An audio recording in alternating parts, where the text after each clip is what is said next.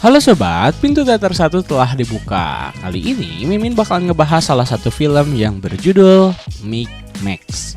Film ini bercerita tentang seorang pria yang memiliki dendam kesumat lantaran ayahnya harus mati karena sedang berusaha untuk menjinakkan sebuah ranjau darat. Tak hanya itu, ketika pria ini besar pun dia harus tertembak tepat di kepalanya. Namun beruntung tak meninggal. Dari keberuntungan itulah dia lalu berniat untuk membalaskan dendamnya pada dua perusahaan pembuat peluru dan juga ranjau darat. Penasaran dengan kelanjutan ceritanya? Tanpa menunggu banyak lama, mari kita mulai intronya.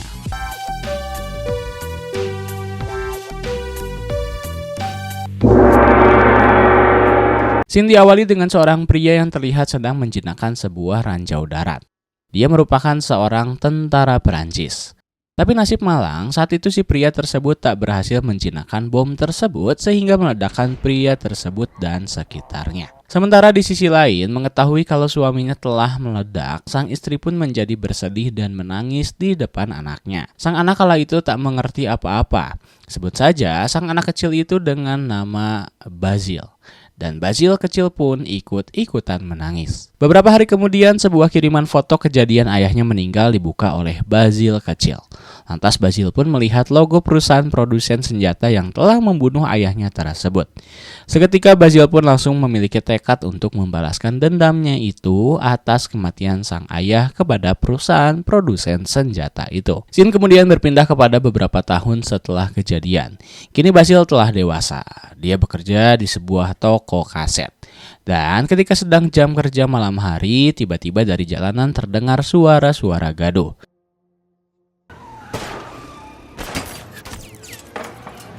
Ternyata di depan toko kaset itu telah terjadi baku tembak yang cukup sengit antara pengendara motor dan mobil. Sehingga secara tak sengaja sebuah pistol terlempar ke jalan dan menembakkan satu peluru ke arah Basil. Sedangkan Basil yang sedang berada depan toko hanya terdiam melihat hal itu terjadi. Singkat cerita, Basil pun dibawa ke rumah sakit. Di sana dokter dan para asistennya bukannya serius menangani Basil. Mereka justru mengemudi sebuah pilihan. Apakah peluru itu diangkat dari kepala Basil atau tidak. Dan setelah diundi dengan koin 500 perak dan hasilnya diputuskan jika peluru yang bersarang di kepala Basil tak akan dikeluarkan, meskipun resiko kematian bisa datang kapan saja. Selain itu, hal tersebut bisa menghindari resiko kelumpuhan. Setelah operasi beres dilakukan dan juga dia sudah selesai dari pengobatannya, tapi masalah baru kembali datang. Basil mendapati dirinya telah dikeluarkan dari kontrakan kecilnya. Bahkan ketika mendatangi toko yang sebelumnya dia bekerja di sana, Basil sendiri telah dikeluarkan dan digantikan oleh seorang perempuan. Namun ketika dia hendak keluar dari toko, wanita tadi mendatanginya lagi dan memberitahu kalau pacarnya menemukan sebuah peluru lain yang sama dengan peluru yang bersarang di kepalanya sekarang. Kemudian Basil pun mengingat logonya dan mengambil peluru tersebut. Kini Basil telah menjadi seorang gelandangan untuk bertahan hidup. Basil numpang ngamen di sebuah stasiun bawah tanah, lalu mencuci kaos kakinya ke mobil pembersih jalan. Dan tidur di dekat sungai berselimut kardus. Sementara kemewahan dari sebuah kapal pesiar melintas di sampingnya. Hari-hari berjalan seperti itu hingga suatu ketika dia dipanggil oleh kakek tua bernama Slammer. Slammer mengaku kalau dirinya adalah mantan napi hukuman mati, namun diampuni setelah 2 kali pisau pangkalnya macet. Ketika tahu kalau Basil juga adalah seorang gelandangan, Slam lalu mengajak Basil untuk tinggal bersama keluarganya. Namun bukan tempat tinggal seperti rumah nyaman yang dimaksud. Slam justru membawa Basil ke rumah tumpukan rongsokan. Di sana Basil juga diperkenalkan kepada semua anggota keluarganya yang ada di rumah tersebut. Tapi alangkah kagetnya ternyata di dalamnya cukup luas dan ada berbagai macam orang juga pekerjaan. Seperti tukang masak, seniman yang bisa memperbaiki banyak hal, seorang wanita yang disebut kalkulator alias bisa mengukur semua hal dengan hanya melihatnya, dan juga seorang wanita karet. Dan Basil sendiri disambut dengan hangat oleh mereka. Tapi sebagai gantinya dia harus bekerja mengumpulkan barang-barang rongsok dari pinggiran kota dan membawanya ke rumah alias tumpukan rongsok tadi. Namun ketika dalam perjalanan, tiba-tiba rongsokan yang dibawanya terjatuh. Tapi karena jatuhnya rongsokan, justru Basil tak sengaja menemukan kantor senjata yang telah membunuh ayahnya waktu dulu. Tak hanya itu, seperti mendapatkan double strike, di seberangnya juga ternyata terdapat kantor senjata lain yang telah membuat pelurunya bersarang di kepalanya. Dan tanpa basa-basi dia pun langsung memilih mendatangi kantor senjata yang telah membunuh bapaknya. Tapi tak lama dia pun lantas segera digusur oleh para penjaga. Kemudian dia pun berpindah ke kantor seberangnya. Tapi kali ini dia cukup pintar dengan berpura-pura menjadi pembawa minuman. Basil pun berhasil masuk ke dalam dan melihat wajah bos besar dari perusahaan tersebut. Tanya itu Basil yang pintar dan cerdik sangat memperhatikan omongan si bos besar yang bernama Marconi. Sempat meneteskan air mata karena melihat orang akan merusak bumi dan meraup keuntungan sebanyak-banyaknya, dia pun pergi dari sana. Tapi tak hanya itu, setelah acara selesai Basil terus mengikuti kemana Marconi pulang. Dan sesampainya di kediaman Marconi, Basil sempat melihat beberapa mobil mewah koleksi Marconi. Tapi kemudian ketika Marconi sedang bersantai di ruang TV, Basil justru langsung naik ke atap rumah Marconi untuk memasang sebuah alat penyadap suara lewat cerobong asap. Lantas dari situlah Basil dapat mengetahui kalau Marconi akan melakukan bisnis gelapnya di sebuah tempat pada waktu yang telah ditentukan oleh rekan kerja Marconi. Setelah itu Basil pun kembali ke rumah. Terlihat Basil dan keluarganya baru sangat menikmati makan malam meskipun penuh dengan kesederhanaan. Tapi tak hanya itu, Basil pun mulai mengajak orang-orang di sana untuk membuat sebuah rencana. Pada keesokan harinya Basil juga merekrut seseorang yang suka mangkal di taman kota sambil memakai kostum setan. Singkat cerita, Basil pun mulai mengikuti Marconi di sebuah mall. Basil juga tak sendirian, dia dituturkan oleh wanita karet dan setelah mengetahui rencana Marconi selanjutnya, maka Basil pun segera pergi. Tapi ketika kembali ke rumah bersama, Basil tiba-tiba dimarahi oleh pemegang tahta tertinggi di rumah, yakni ibu kos. Beritahu pada ibu kos apa yang sedang dilakukan oleh Basil. Tapi suasana mendadak berubah karena dalam aturan rumah tangga mereka apapun yang dilakukan keluarga haruslah bersama dan harus saling mendukung. Sehingga rencana Basil kali ini pun akan sangat lebih mudah. Lanjut pada keesokan harinya, keluarga Basil mulai rencananya dengan mengambil satu bungkus narkoboy dari seorang bandar yang menyembunyikannya di lekor sekolah. Qu'est-ce que c'est? Contrôle amiante et plomb, on nous a signalé un problème. Oui, chapeau bas un petit peu.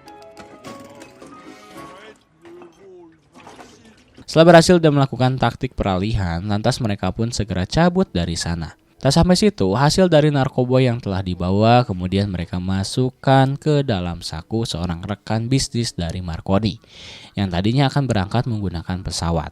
Tapi ketika anjing pelacak mencium bau narkoba tersebut, sontak rekan bisnis Marconi pun gagal berangkat dan malah ditahan di bandara. 1988. Ça peut commencer à avoir un départ, il y a toujours...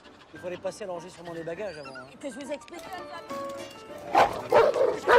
Sementara itu, ketika bos besar dari perusahaan yang pernah membuat ayah Basil meninggal sedang duduk di mejanya sambil menelpon, terlihat dari luar kaca gedung Basil dan keluarga sedang mengintip dan berharap ada informasi tentang pergerakan si bos besar yang dipanggil Nicholas tersebut. Hampir saja ketahuan karena Nicholas juga bukan orang bodoh, dia sengaja mengaktifkan kamera laptop untuk melihat gerak-gerik Basil dan keluarga. Namun Basil dengan akting terbaiknya berhasil membuat Nicholas yakin kalau kaca gedungnya tak bisa dilihat dari luar.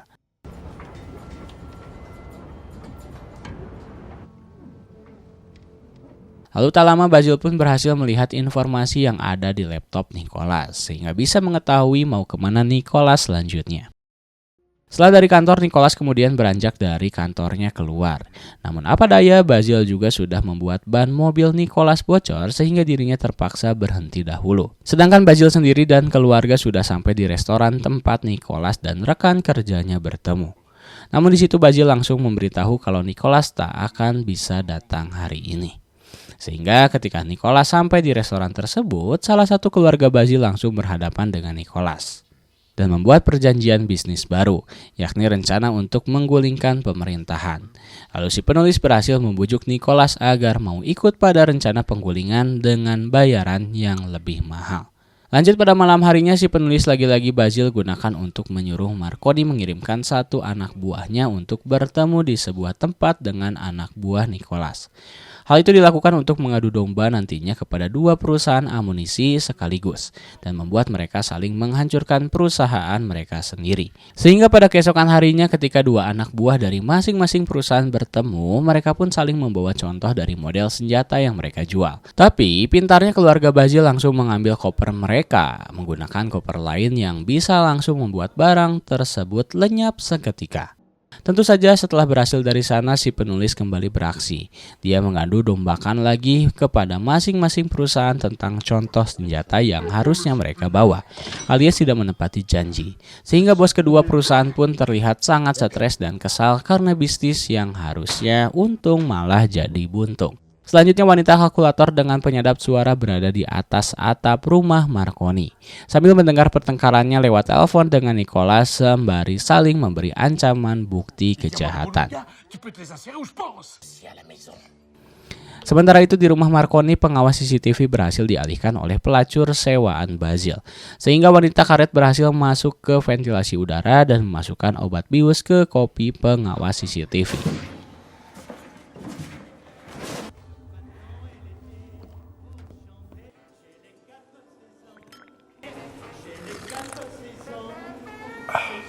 Aksi pun tak selesai sampai situ, mereka lantas berhasil masuk ke halaman depan rumah Marconi yang sudah terparkir banyak mobil mewah Marconi. Tapi apa daya, ketika pagi harinya Marconi mendapati mobil-mobil mewahnya itu sudah berganti ke mobil-mobil rongsokan.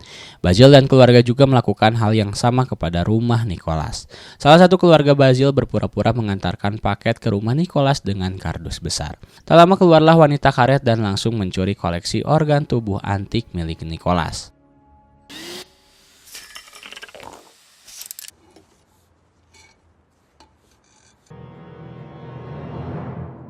Malam harinya keluarga Basil sangat bergembira atas semua aksi mereka hingga di titik ini. Mereka dikatakan telah berhasil membuat kedua perusahaan besar saling berperang.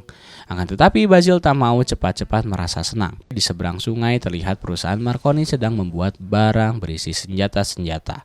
Akan tetapi di atas mereka telah berada botol kaca berisi lebah yang sudah dipersiapkan. Botol kaca itu juga akan terjatuh dengan sendirinya karena keluarga Basil sudah menyeting alarm. Basil sendiri sedang mengupayakan salah satu keluarganya untuk diluncurkan menyeberangi sungai. Tapi sayangnya pengikat talinya putus saat hendak diterbangkan.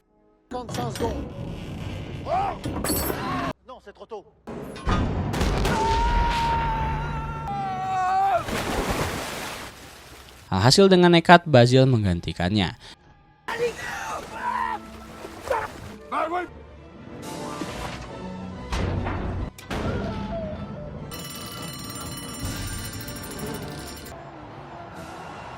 Dan dia pun berhasil terbang menyeberangi sungai tepat saat alarm berbunyi.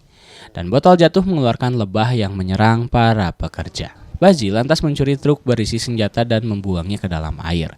Marconi yang merasa diliciki oleh saingan bisnisnya memaksa pekerja imigran dari Somalia untuk merusak mesin di gudang senjata milik Nicholas. Sehingga gudang senjata tersebut pun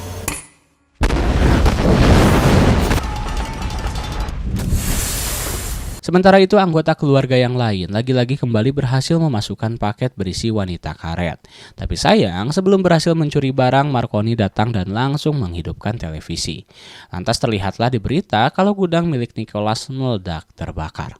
Sedangkan wanita karet sendiri bersembunyi di dalam kulkas. Nicholas yang tak kalah dendamnya lalu mengirim para pembunuh ke rumah Marconi.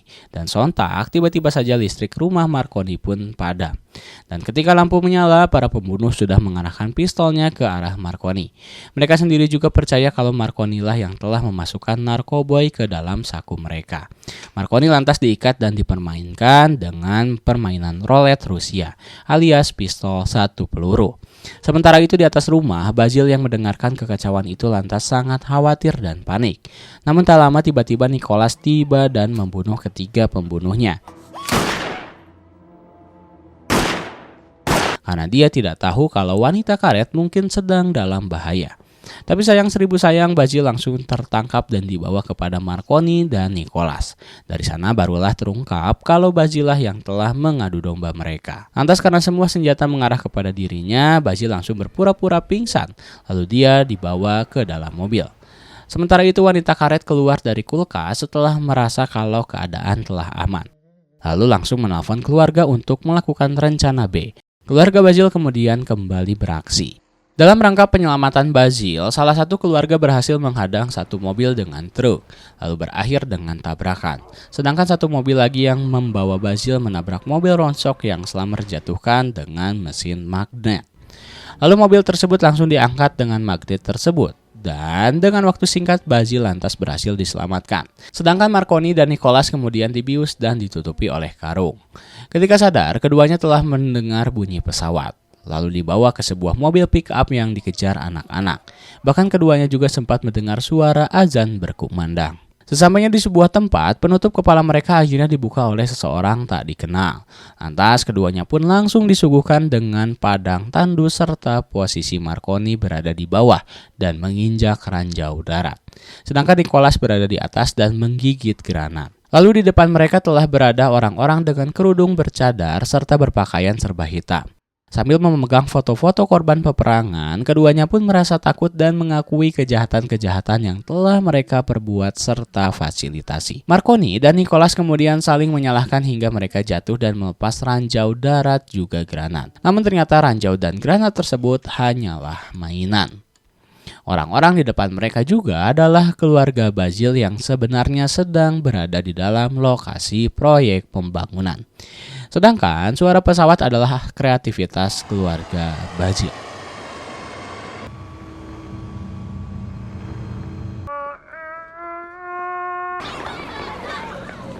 Lantas dengan dingin mereka pun meninggalkan Marconi dan Nicholas dengan membawa hasil rekaman pengakuan bersalah.